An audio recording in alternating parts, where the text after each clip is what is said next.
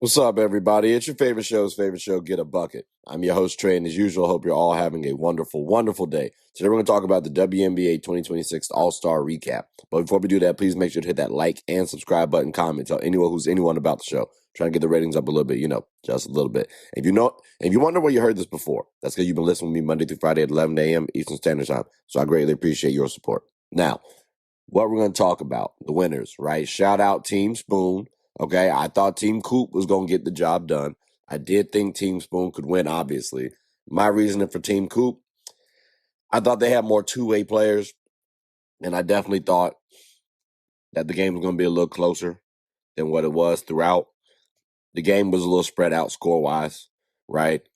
Tip of the cap to Team Spoon for messing up my prediction. Now, we had a couple of noteworthy moments right during this game. So like I said, Team Spoon won 129 to 122. Despite what people have been saying, there was a little defense played, maybe not in that first half, right? But in that second half, there was a little bit more defense played for sure. Caitlin Clark, she had 4 early logo threes, which were exciting to watch. I ain't gonna lie to y'all. Like, she made 4 of them back to back. I got excited. Everybody was getting excited because, again, that is cool to watch when you're watching basketball. Shout out Steph Curry, right? But afterwards, didn't have no more logo threes. But the fact that she knocked 4 of them out there definitely shows why people like her game. So that's why I said as she gets stronger, you'll see more of those during the game and hitting at a better clip. But that's when strength's going to come on. We got to wait to see when that happens. But during this matchup, it was pretty spectacular. Just like watching Dominique Malonga dunk the game, or dunk during the game, right? This was the 7th woman in WNBA's history to dunk in an All-Star game, and the 9th woman in the WNBA's history to dunk, period. It was pretty spectacular. Nice game. Shout out to the rookie, or I guess not rookie, this is her second year, right? Shout out to Dominique Malonga. I wish my Sparks could have drafted her. Storm got a great pick, I'm not going to lie to you. 6'6", very mobile. Dunks ball with ease. They were trying to throw the ball off the glass for her. She gonna be in the All-Star game for sure for a little while. Like that's for certain. And then our fam too. Oh my gosh, man! The WNBA is in such a good space right now. I promise you. Just like watching players like Kelsey Mitchell. She gave 28 points personally. This was my pick for MVP All-Star game. Right before the game started. Right. She had 28 points, 11 of 19 from the field, 5 for 11 from 3, and 5 steals.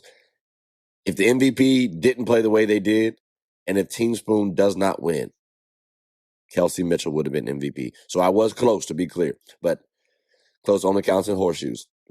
Well, yeah, we won't talk about the other ways close counts.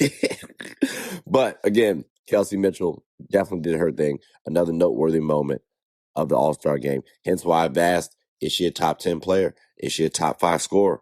Those are things we got to talk about because 28 points that efficiently, nothing to scoff at.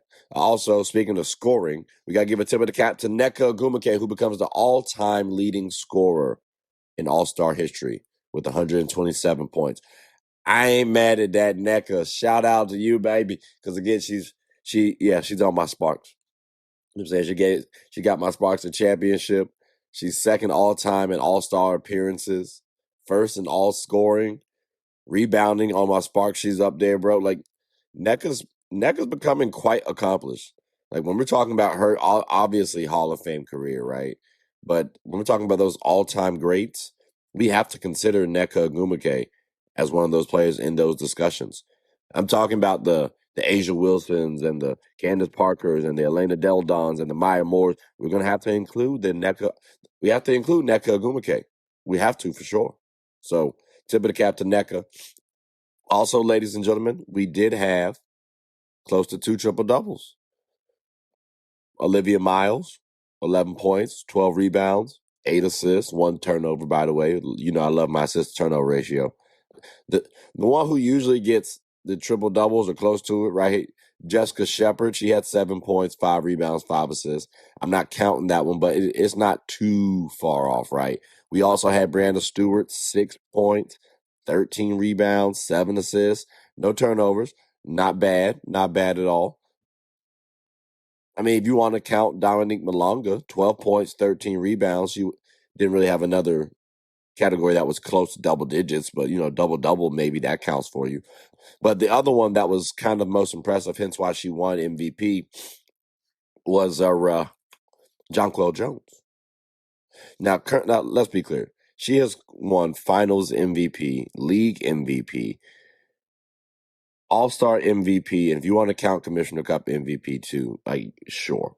But that's pretty impressive. That's a lot of accolades right there. And so now, ladies and gentlemen, we got to start asking ourselves, where does Jonquel Jones rank in terms of being the best player, not just on the WNBA ranking, but also on her team?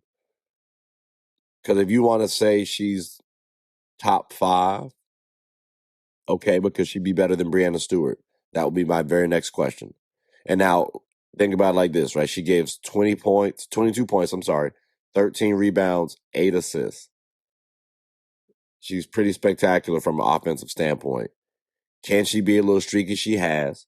But I think this season she's been a lot more consistent, especially with the injuries that have occurred for the Liberty. Hey, she's been pretty good. So again, ladies and gentlemen, could we say Jonquel Jones is the best player on her team? Well, no. I think that could be up for discussion. I think we could have a discussion, especially if you're talking about accolades. How about most important player on the Liberty? I think that one's hitting the target a little bit more. Best, because Stewie's also pretty good defensively. So is Jonquel. But if I go offense, I'm leaning Stewie over Jonquel personally. Defense, I can probably go Jonquel, but I can also go Stewie. So I think I may lean Stewie over her personally. Satu, when healthy, she has a case for being better than Jonquel also. But there's also a case for Jonquel being better than Satu. And again, these are just my personal opinions. If you say Jonquel is better than Stewie, I hear it because, again, of what she's accomplished. Okay? But again, ladies and gentlemen, I think most important player on the Liberty is hitting the target a little bit more. Because if Jonquel Jones is dominating, I'm expecting everyone else to give quality production to the point that the Liberty are just ridiculous, which, again, on paper, they are. So Jonquel Jones, most important player on the Liberty, could be the right term. Best player in the league? Maybe there's a case. I might be willing to hear that. But again, ladies and gentlemen, the All-Star Game, pretty spectacular. We had some good moments across the board. Happy to see some of the young players going in there, having fun, getting a bucket and hooping, right? Next stage, would like to see a little bit more defense throughout the whole game. But other than that, it won't bad. I won't mad at it at all. Looking forward to the next one. I might even try to go to the next one, honestly. But there was one more thing that happened during All-Star Weekend, okay? Now, there were technically 2 events, but I'm only going to talk about the one. The other one I don't really care about as much, although, I guess what was it, skills challenge, right? Lane Deladon shooting challenge. She did her thing. Cool. Shout out to her and Shakira, right? But the 3-point contest, that's what I'm really focusing on, ladies and gentlemen. We got to give kudos to Azzi Fudd, right? This is the first rookie to win the 3-point contest. Now, she gave a score of 24 in the first round, 30 in the title round. And keep in mind, there's only been 4 rookies total to participate in 3-point contest. We had Kelsey Mitchell, Ryan Howard, and Sonia Citron. Those are the other rookies outside of Azzi Fudd. And again, Azzi's the only one to win the rookie of the 3-point contest as a rookie. Now, again, she won it with 30. Sabrina Ionescu holds the record with 37. So as a rookie, Azzi is 7 points away from Sabrina, who holds the record. Could we see Azzi Fudd breaking Sabrina Ionescu's record? Because when we're talking about consistency, Azzi's form does have a lot of consistency, especially if we're talking about set shooting. Like if you're talking about off the dribble, okay, it could differ a little bit, it could sway a little bit. If you're talking about off the catch, off the move, maybe, but off a set shot, it's pretty consistent. So is Sabrina's though. So I would actually love to see that matchup between Azzi Fudd and Sabrina Ionescu from a 3-point shooting contest. And then imagine if we throw in Caitlin Clark as well, too. Because let's be clear, the draw, like a big draw has been from Caitlin Clark and her logo bombs, right? So again, I think adding those three in a shootout, that could be pretty spectacular. I was also thinking Kelsey Mitchell as well, too, because Kelsey can shoot the ball pretty well. Like, she has good, effective, efficient numbers, ladies and gentlemen. I would love to see that. Bridget Carrollton also did pretty well. This was the final opponent versus Azzi Fudd. She's the one who lost. She's the one who lost to Azzi Fudd in the championship game. And keep in mind, Bridget is fourth in made threes in the W. At least at that point in time, she's at least fourth in made threes in the WNBA. And her score was 27 in the first round. So it's not like she can't shoot the ball too, ladies and gentlemen. And I ain't gonna lie, she gave an excellent performance. Form looked good, consistent as well.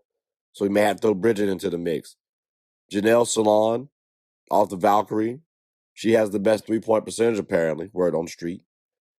And I'm wondering, okay, maybe if we get a wider base from her foot placement, could we see a Klay Thompson-like form? Like, could this be a lookalike for Klay Thompson? Because she brings up her form decently. It's consistent. So the upper body, I'm there with you. It's the lower body where I'm like, if you get a wider base, I think you can be pretty consistent on that form.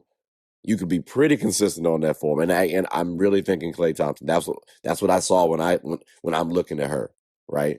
We also have Marina Mabrey, who again dropped 53 points in a game. Obviously, she can shoot the ball. I think she might be leading the league in 3-point makes per game. Like, that's, she's pretty spectacular. Letitia Hyden, I think, is top 10 in 3-point makes as well. So is Ryan Howard, I believe. Like, this was a good 3-point contest winner. But I will say this, ladies and gentlemen.